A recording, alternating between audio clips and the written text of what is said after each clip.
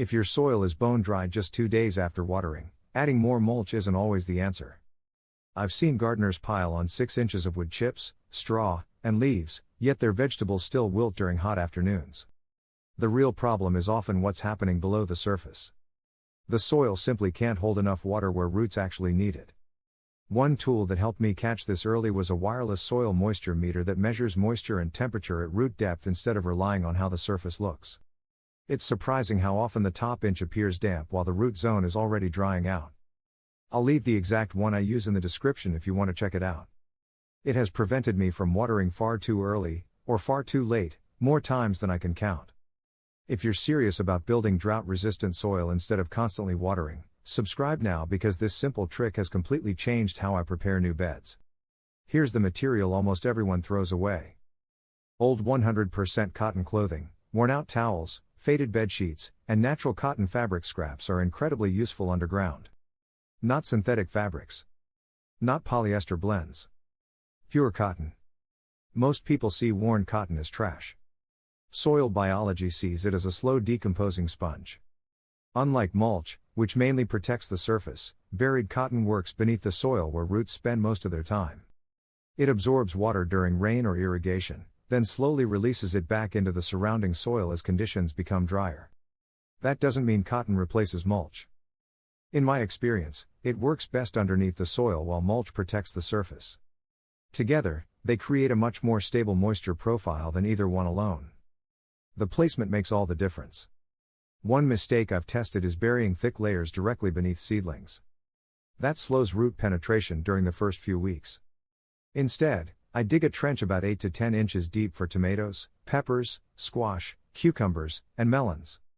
I place a loose layer of cotton roughly 1 to 2 inches thick, soak it thoroughly, then cover it with 6 to 8 inches of soil before planting.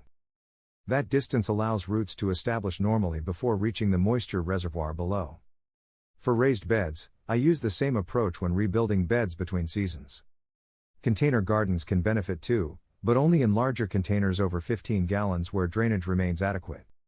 The real magic happens after several months.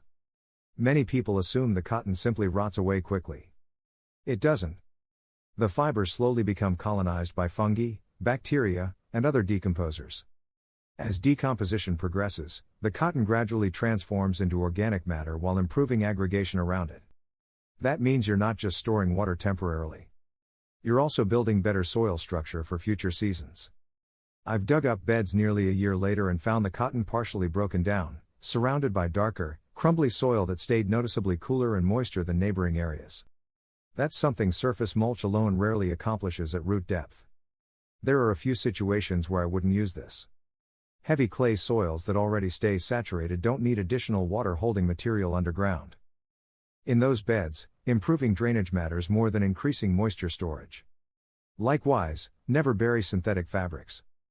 Polyester, nylon, acrylic, or blended textiles don't decompose properly and simply become buried waste. Only use clean, untreated 100% cotton.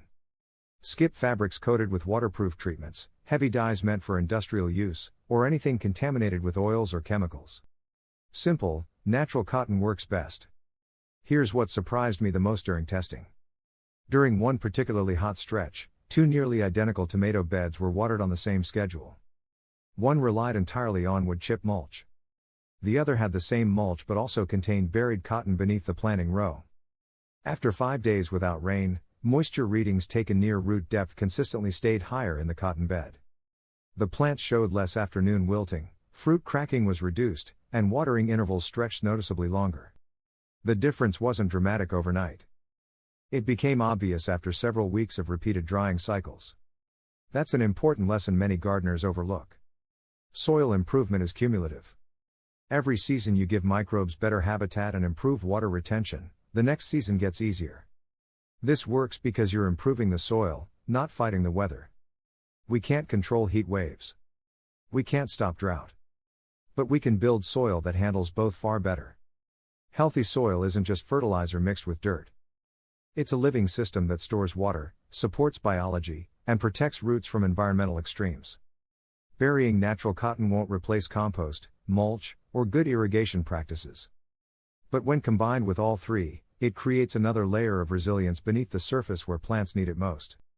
That's exactly where the biggest gains usually happen. If you learned something new today, subscribe to the channel and share this video with another gardener who's tired of watering every single day.